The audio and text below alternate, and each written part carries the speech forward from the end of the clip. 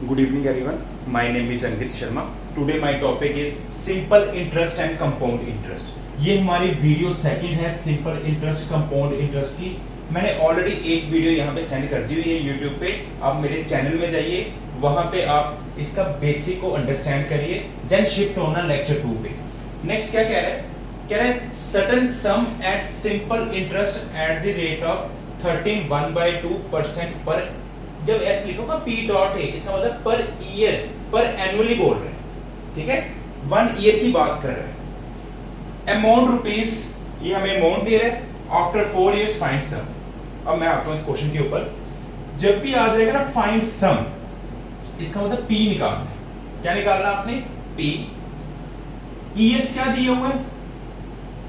Time क्या दिया हुआ है? 4। अमाउंट ये दी हुई है, ये अमाउंट है 2502.50, ये आपका ए आ गया, और ये आपको पता है ये रेट होता है, ये मिक्स्ड फॉर्म है। रेट को चेंज करो फ्रैक्शन में। हमें क्या क्या गिवन है? टी दिया हुआ है 4, अमाउंट दिया हुआ है दिस, रेट दिया हुआ है दिस, पी निकालना है। सबसे पहले मिक्स्ड फॉर्म को चेंज करो फ्रैक्शन में। तो फ्रैक्शन क्राइटेरिया क्या होता है? 26 + 1 27 डिवाइडेड बाय 2, ये बन गया आपका फ्रैक्शन।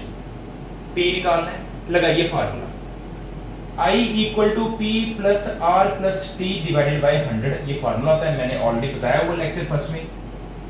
करो वैल्यू पुट। I तो दिया ही नहीं है, I सेम रहेगा, P सेम रहेगा, R दिया हुआ है कितना है? 27/2, T दिया हुआ है 4/100। इसको सॉल्व करो, ये 2 जा गया, ये 50 जा गया, तो इसका टोटल आंसर बना 27P डिवाइडेड बाय 50। मुझे P निकालना है, मगर P एग्जैक्ट निकला ही नहीं। P के आंसर में I आ रहा है। अगर मैं 50 को यहाँ कन्वर्ट करूँ 27 को, अगर क्वेश्चन में मुझे I गिवन होता ना, तो मैंने इस क्वेश्चन को सॉल्व कर लेना था, मगर क्वेश्चन में I गिवन नहीं है। मगर क्वेश्चन में एक चीज ऐसी गिवन है जो हमें निकाल के देगा अमाउंट। और मैं आपको एक चीज बताऊं, जब हर एक वर्ड का मीनिंग होगा इसके अंदर, जब भी कोई क्वेश्चन आता है ना, हर एक चीज का मीनिंग होता है। अब देखो अमाउंट इसने दिया था, मगर जब मैंने क्वेश्चन स्टार्ट किया यहां तक अमाउंट का रोल ही नहीं आया। अमाउंट का रोल आएगा तभी तो पी बनेगा। इसके बाद मैंने लिखा हुआ है अमाउंट आपका दिस है, ये अमाउंट का फॉर्मूला है, A = P + I। Value put करो अमाउंट की, ये P है, ये I है, I की वैल्यू यहां से निकाली 27P/50। एलसीएम लो, 50P + 27P/100, ये 50, ये कट गया कितना?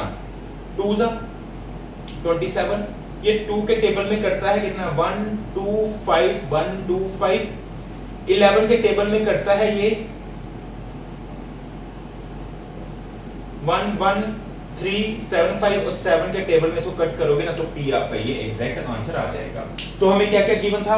हमें R गिवन था, हमें T गिवन था, हमें A गिवन था। ये 3 चीजें भी होना तब भी आपका P निकल जाता है।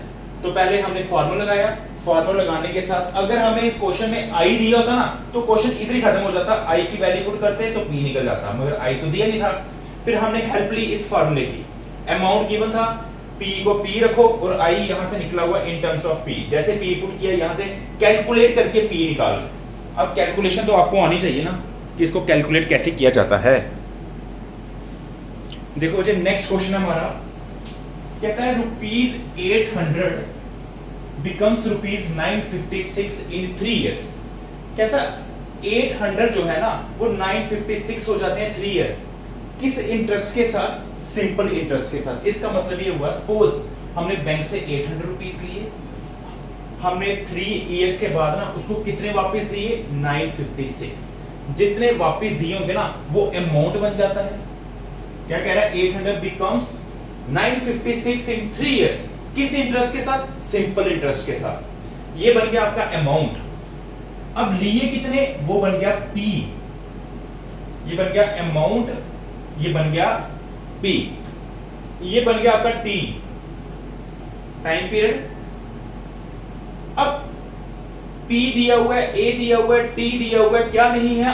R नहीं है और I नहीं है। I तो हम निकाल सकते हैं, अमाउंट में से प्रिंसिपल को माइनस करो तो I निकल जाता है, इंटरेस्ट, ठीक है। और रेट ऑफ इंटरेस्ट I निकल गया, तो रेट ऑफ इंटरेस्ट भी यहां से निकल जाएगा।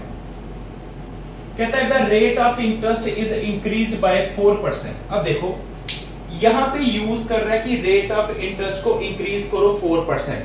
यहां से यहां तक एक स्टेटमेंट है, इसका अलग मीनिंग हो गया, मगर अब यहां से ना आपको रेट ऑफ इंटरेस्ट को निकालना ही पड़ेगा। रीजन ये है क्योंकि नेक्स्ट लाइन में उसने बोल दिया उसको कि रेट ऑफ इंटरेस्ट को इंक्रीज करो 4%। अगर तो गिवन दिया होता तो ठीक था, अगर गिवन नहीं दिया हुआ है तो आपको साइड में ये रेट ऑफ इंटरेस्ट निकालना ही निकालना है, तभी तो हम उसको इंक्रीज कर पाएंगे ना 4%।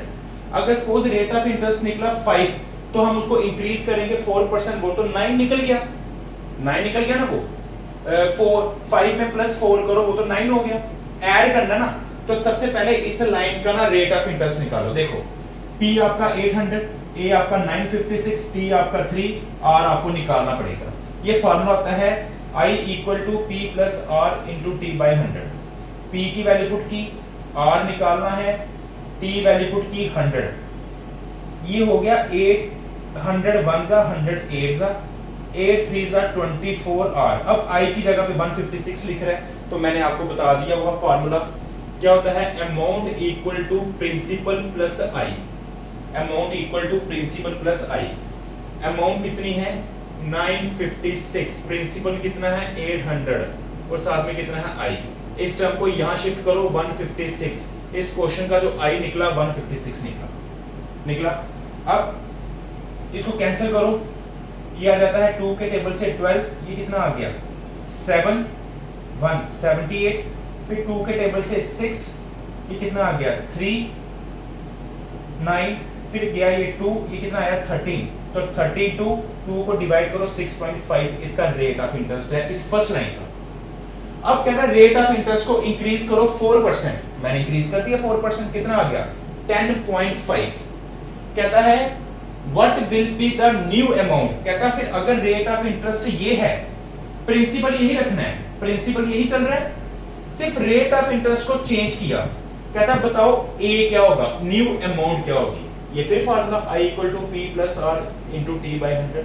Principal same, time same, new सिर्फ रेट ऑफ इंटरेस्ट को इंक्रीज करना था और किसी को नहीं बोला उसने इंक्रीज करो। ये आ गया 10.5 बाई 100। तो I की वैल्यू इसको सॉल्व करके कितनी निकलेगी, ये 8 आया, 8 3 जा, ये आ जाएगा 8 इंटू इस पॉइंट को हटाओ नीचे 10 इंटू 3, ये आ गया आपका 4, ये आ गया 5 5 1 जा 21, 4 इंटू 3 होता है 12, 12 को मल्टीप्लाई करो 21 के साथ 252 आ जाएगा। क्लियर है, ये I निकल गया, मगर हमारा टारगेट है अमाउंट निकालना। अमाउंट का फार्मूला होता है P प्लस I। P आपका 800 है, I आपका 252 है, इनको ऐड करो तो आपका आंसर बनता है 1052। तो क्वेश्चन में मीनिंग क्या था, P हमें गिवन था, A हमें गिवन था, T हमें गिवन था, इसकी हेल्प से हमने क्या निकाला R, क्योंकि R निकालना जरूरी है क्योंकि वो कह रहा है रेट को, जो ऊपर वाला रेट है ना उसको इंक्रीज करना है 4%। तो अगर ऊपर R दिया होता ना तो डायरेक्ट लिखना था +4 करके, मगर ऊपर R दिया ही नहीं है, तो सबसे पहले ऊपर वाली लाइन का आपने R निकाला, जैसे R निकाला उसमें 4 ऐड किया तो न्यू रेट आपका ये बन गया। उसके बाद कह रहा है न्यू अमाउंट बनाओ, प्रिंसिपल फिक्स है, टाइम फिक्स है, उसके अकॉर्डिंग हमने न्यू अमाउंट बनाना है। तो ये फार्मूला है, तो हमने इसके अकॉर्डिंग इसको सॉल्व कर लिया है। नेक्स्ट है बच्चे, ए sum of money put at 11% पर एनुअली, ये आपको R दे रहे हैं, 11% आगे वो आपका R हो गया। A sum of money put 11% per year, amount जो है ना 4491, ये आपकी अमाउंट आ गई। टाइम कितना आ गया, ये टाइम है, टाइम थोड़ा सा इसमें ना डिफरेंट अलग अलग दिया है, 2 ईयर 3 मंथ्स। अगर ये पर एनुअली बोल रहा है ना तो आपका पहले कंप्लीट आंसर पर एनुअली ही आना चाहिए। ये 2 ईयर तो एनुअली है, मगर 3 मंथ्स जो है ना एनुअली नहीं है। तो मैंने आपको बताया हुआ 3 मंथ्स को एनुअली कैसे चेंज किया जाता है, ये फार्मूला है। 2 ईयर 3 मंथ्स को एनुअली कैसे चेंज करते हैं, 2 ईयर तो ठीक है, 2 में कुछ प्लस हो रहा है ना, 2 में 3 मंथ्स प्लस हो रहे हैं। अब 3 मंथ को ईयर में कैसे चेंज करना है, 2 में कुछ प्लस हो रहा है, कितना प्लस हो रहा है 3 मंथ, तो 3 मंथ को हम ईयर में कैसे चेंज करते हैं 3/12, जितने मंथ दिए हो। एलसीएम लिया 24, 27/12 12, इसको कैंसिल किया 3 के टेबल से, तो ये आपका आंसर आ गया। तो आपका टाइम बन गया ये 11 और आर बन गया ये। पहले हम निकालते हैं फार्मूले के साथ। आई क्या क्या गिवन है, ए गिवन है, आर गिवन है, पी गिवन है। तो हमें क्या गिवन नहीं है, ना तो आई गिवन है ना तो पी गिवन है। पहले इसके अकॉर्डिंग फार्मूला बना लेते हैं। I equal to P into R into T by 100, value put की आर की, टी की, 100 की, इसको सॉल्व किया 400 से 400, इनको किया 99, पी साथ में आ गया आई। अब यहां से क्या होगा, अमाउंट तो गिवन है, अमाउंट से ना पी निकलेगा। अमाउंट लिखा, ये अमाउंट का फार्मूला है, अमाउंट गिवन थी। जैसे पहले क्वेश्चन किया एक एलसीएम लिया, इनको प्लस किया, यहां से पी की वैल्यू निकाल ली आपने कितनी, ये कैंसिल करके देखना किसके टेबल के साथ कैंसिल होते हैं। इसका आंसर आता है 3600, ठीक है, कैंसिल करके देखना आपने। अब इसके बाद कहता है what will it amount in 3 year. अब बताओ अगर 2 ईयर 3 मंथ्स में इतनी अमाउंट है तो बताओ 3 ईयर में कितनी अमाउंट होगी। आपने पहले इसकी हेल्प से आपने पी निकाल लिया। 3 ईयर को निकालने के लिए आपको और सेम रेट यही चलेगा। पी ने ऊपर पी नहीं दिया हुआ था, आपने पी को भी निकाल लिया। ये आपका टी है, तो आपने क्या निकालना है, ए निकालना है। तो ये फार्मूला होता है P into R into T. यहां से ए तो निकलेगा मगर यहां से आई निकल जाएगा। पी की वैल्यू पुट की, आर की वैल्यू पुट की, टी की वैल्यू पुट की, 100 आया। इसको सॉल्व किया, मल्टीप्लाई किया, इसका आंसर आई बन गया।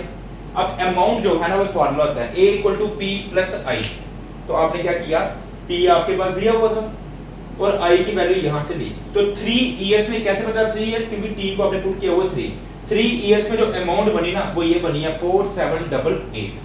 ठीक है बच्चे, इतना ही रखो, बाकी हम नेक्स्ट वीडियो में करेंगे आगे कंटिन्यू। ये तीनों क्वेश्चन थोड़े लॉन्ग टाइप के थे, तो इन तीनों का कंसेप्ट अगर आ गया ना तो आधा आपका ये सिंपल इंटरेस्ट कंप्लीट हो जाएगा। तो बस इतना ही। अगर वीडियो पसंद आ रही है बच्चे, इसको शेयर करो और कमेंट्स भी देते जाना, ठीक है। ओके, थैंक यू बच्चे।